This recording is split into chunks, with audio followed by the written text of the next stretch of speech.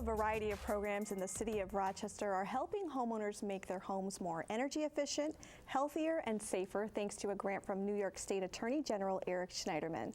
The Rochester Safe and Efficient Homes Initiative brings together multiple community partners from all over our region to work with homeowners.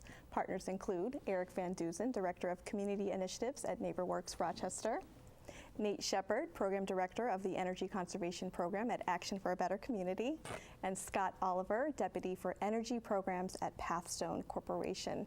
Thank you guys for joining us today. Sure, for having us.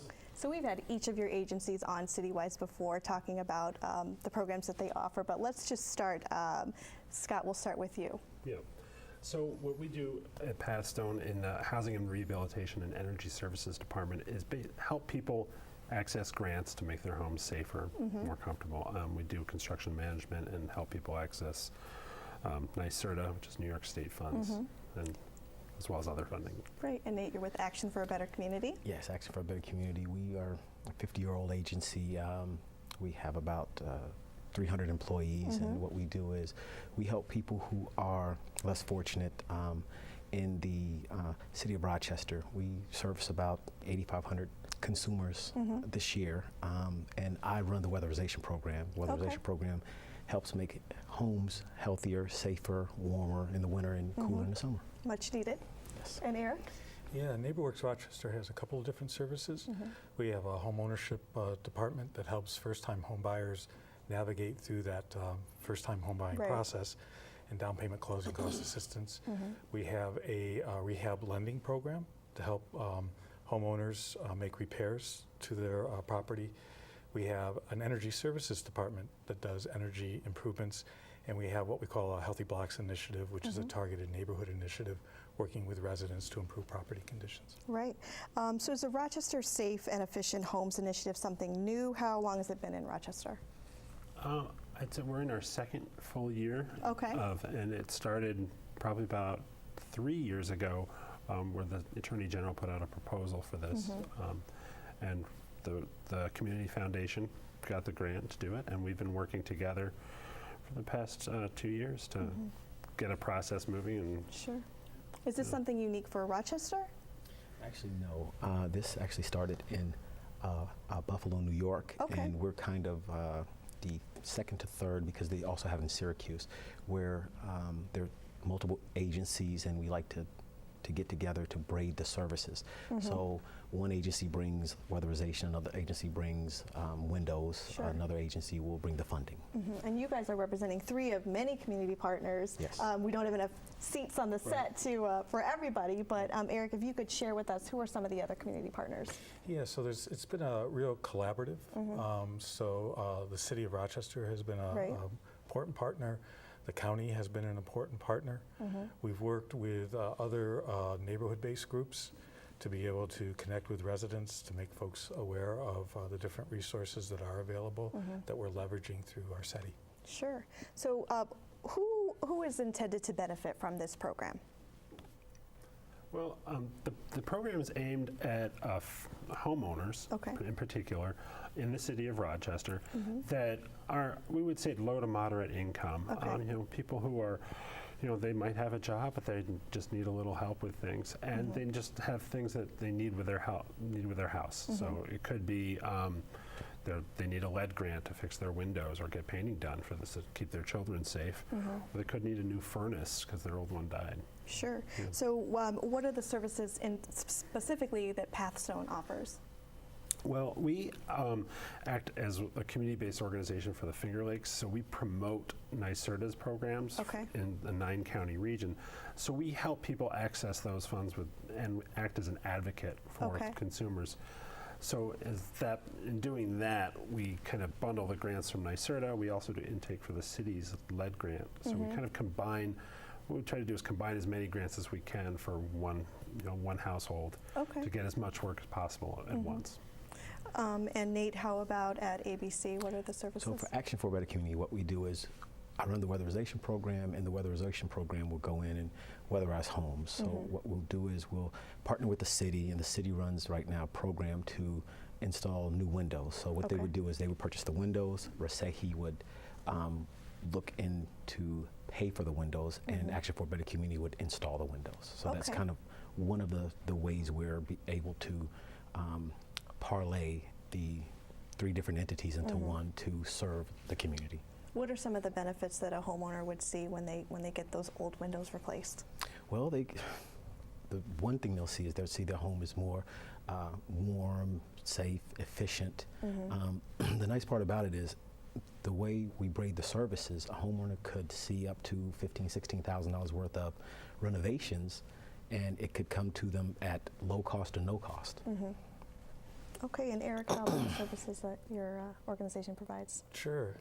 Specific to the leveraging that we're doing with our city, we have energy services as well. Many of the programs that Scott mentioned through NYSERDA, so there's some grant programs that can help homeowners be able to increase the energy efficiency of their home. We also have a lending program that can help homeowners with other kinds of repairs like roof repairs, siding, porch repairs. They income qualify, we can blend some grant money in that as well. Are there any programs that are more popular or more widely accessed that you guys see in Rochester? Well, maybe the Empower program. The Empower, all 3 of us run the Empower program to some degree.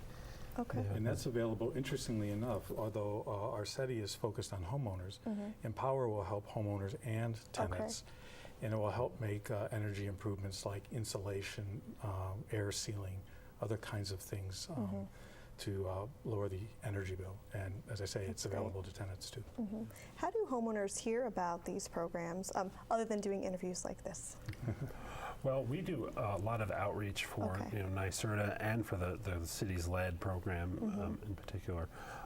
So we're out at, I think I was at the Northwest neighborhood Service Center? Service Center, not the Service Center. No, they were having a meeting at the not Holy Rosary, but the Sacred Heart Cathedral on the other day. So we go out in the communities. We're all out in the communities, knocking on doors if we have to, just to let people know about these things. Are people surprised that these services are out there?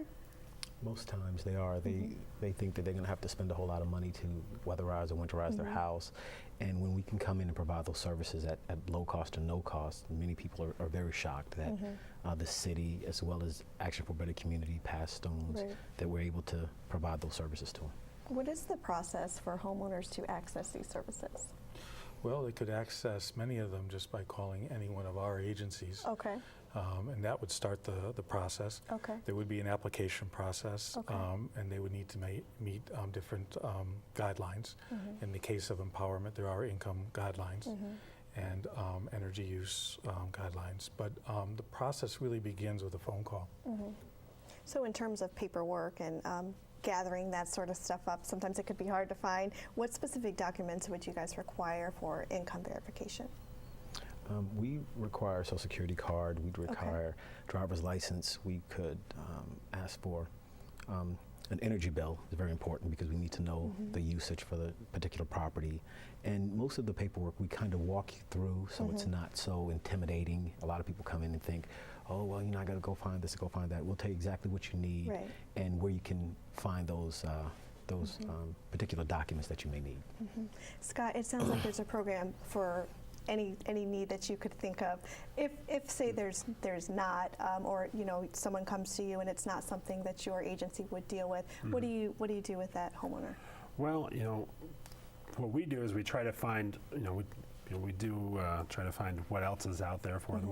I think we do a really good job of cross-referring people. I mean, that's the whole art of this program, is finding out what's out there.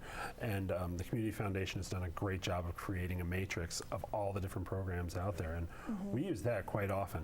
Somebody will come in and say, oh, I need grab bars, and I'm like, well, we don't do grab bars, but maybe Lifespan can do that. And so we do a lot of kind of that triage, just finding out what's out there. Sure. And Nate, you mentioned that this program has also been running in Buffalo. What are some of the lessons that you've learned from Buffalo's implementation of this? Well, we really haven't determined a lot that they're doing different from us. What they have done is they've been able to take those services, braid those services, and pass them along to their consumers, and that's kind of what we've gleaned from them for our. One of the important lessons, I think, from Buffalo and what Syracuse is doing as well as us is the power of leveraging. So as Scott mentioned, we don't all do everything. Right. We do some things, but we're leveraging, and the Arcetti funds allows for additional leverage where there's gaps, that allows for, in many cases, for a household to be able to qualify for another program. So along with the individual benefits that a homeowner and a family would see in their home with these improvements, what are the big picture benefits for the city, for the community? Well, improved housing stock.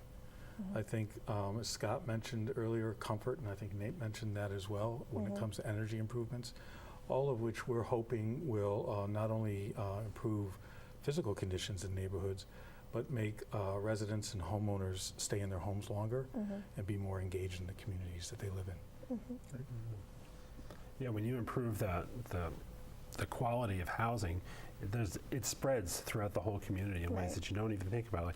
Like kids miss less school, and when kids miss less school, their parents go to work more. There's a lot of threads that just go out just from making a home safer and better. Absolutely. Go ahead. I think the important part for Action for a Better Community is we like to keep people in their homes. Right. And to keep them, make their homes safe, make their homes serviceable. It allows people to spend more of their hard-earned income on their home and allows them to stay in their home. Excellent. Thank you guys so much for joining us today. If you'd like more information about the Rochester Safe and Efficient Homes Initiative program, contact Program Coordinator Elizabeth McDade at 585-341-4362. You can also dial 311 if you're within city limits.